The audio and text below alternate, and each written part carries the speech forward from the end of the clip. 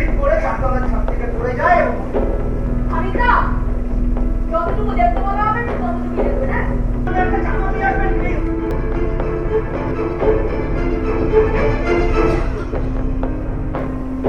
আমরা অনেক চেষ্টা করলাম জানেন আপনার পাল্লাটা ফিরিয়ে আনতে।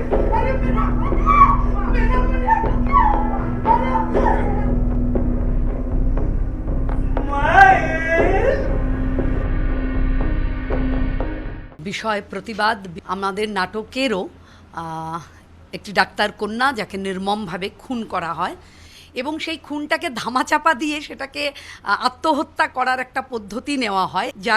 তারা ওই ভেতরে কি করেছিল সেটা আমরা জানতে পারিনি, কিন্তু নয়াবাদ তিতাসের রামবাবুতে আমরা দেখব যে কি পদ্ধতিতে ডাক্তাররা বসে প্ল্যান করে একটা খুনকে, পরিকল্পিত একটা খুনকে কিভাবে ধামাচাপা দেওয়ার চেষ্টা করা হয়।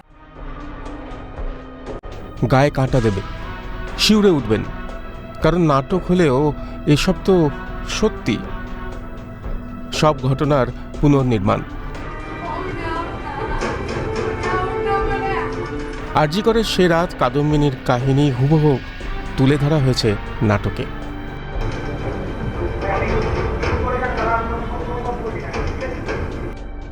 যেহেতু এটা সুইসাইড কেস তাই আপনি অনুমতি দিলে আমরা পোস্টমর্টমের জন্য নিয়ে জন্তুকে আমরা লাখ পাঁচেক টাকা দিয়ে দেবো, কিন্তু হাসতে হাসতে নেমে চলে যাবে।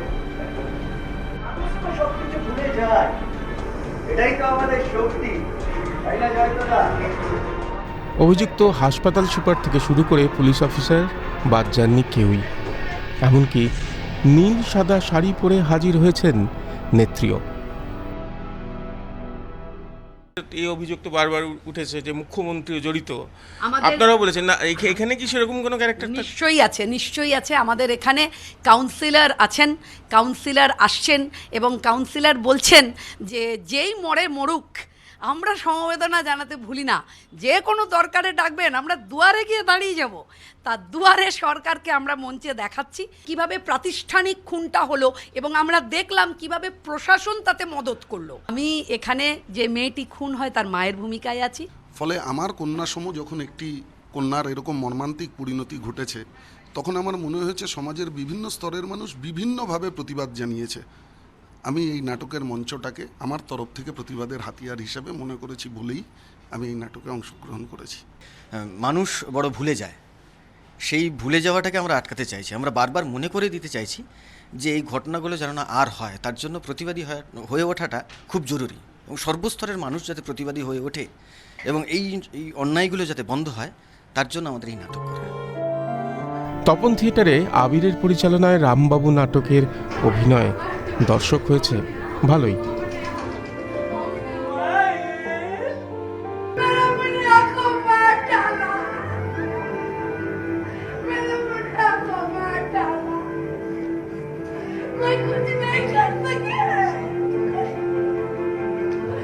আমরাও চাই যে এই নাটক, ওই যে নাটকগুলো হচ্ছে তার যেন শেষ দিনটা তুলে আনতে পারে, সেই দিনের কথাই বলছে এই নাটক।